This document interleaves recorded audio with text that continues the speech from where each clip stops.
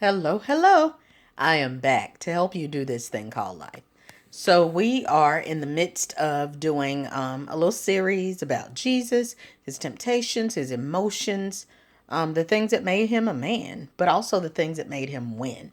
So, we're talking about all of it, and we're just examining his humanity, seeing what it is that we can glean from what he did while he was here on earth. And so, if you didn't see yesterday's, please go back. I did try to post on Instagram, and for some reason it was not letting me. I don't know whether to blame it on the devil or this Galaxy Note 5 that I'm using. However, it did not want to let me post yesterday. I was finally able to post this morning. I did post on Facebook and YouTube, but I was able to post on Instagram this morning. So if you missed it, go back and look at it. I think it may bless you. I feel like anytime it's fought, no matter where it's fought from, it's got something for somebody. So I encourage you to check that out. So today, our little lesson's coming from Matthew 16, verses 21 through 23. I'm not going to read it out loud, but I would like for you to go check it out so you can catch the context and everything. But this is when Jesus had really begun to tell the disciples that he was going to leave them, that he would be killed, and that he would resurrect in 3 days.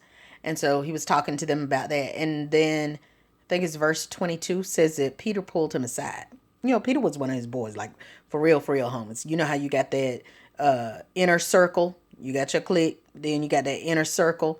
So, like, you know, his crew was the 12. But then whenever it was on another level, he would take Peter, James, and John most times. And Peter pulled him to the side and was like, "You ain't going nowhere. Why are you saying this? You ain't gonna die." And Jesus was like, "Get thee behind me, Satan." You know? And Peter wasn't the devil, but y'all, and we kind of talked about this a little bit before, and I said we would revisit it. We go a little further. Well-meaning people, people who love you and who have your best interest at heart from a natural standpoint, if you're not careful, they will pull you out of the will of God.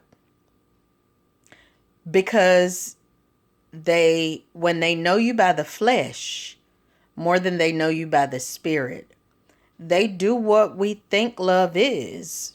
But if you really love me, you'll help me fulfill my purpose.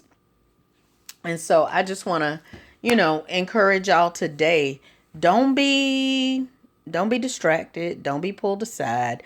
Don't allow those who love you and are well-meaning, have good intentions. Don't let them make you miss God. Don't let them talk you out of obedience. It may be that you want to sow into somebody. They're like, "What you giving her for? She ain't never gave you nothing." But if you heard the Lord, do it. It could be, "Why are you doing all that?" They didn't ask. If the Lord led you to do that, do it. It could be somebody who has mistreated you, spoken ill of you, did you wrong. And your loved one knows this, and they want you to just leave them alone. But the Lord is saying, I got you in their lives for a particular reason. Whatever the case, it's been on my heart a lot, even about older saints, things that they're supposed to do, and the people in their lives not understanding it, and kind of like, why would you do that at this age? Age has nothing to do with it. If you're still living, if you still have breath, you still have purpose. And so everybody, that's why it's important. And I think this is when I mentioned it earlier this week. It's important when you need to get alone so that you can hear God. Drown out all the chatter.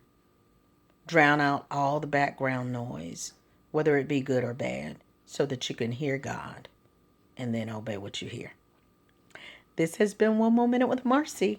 I will be back tomorrow with another moment of momentum-producing motivation. Until then, stay encouraged, y'all. And remember, you got to flutter before you can fly.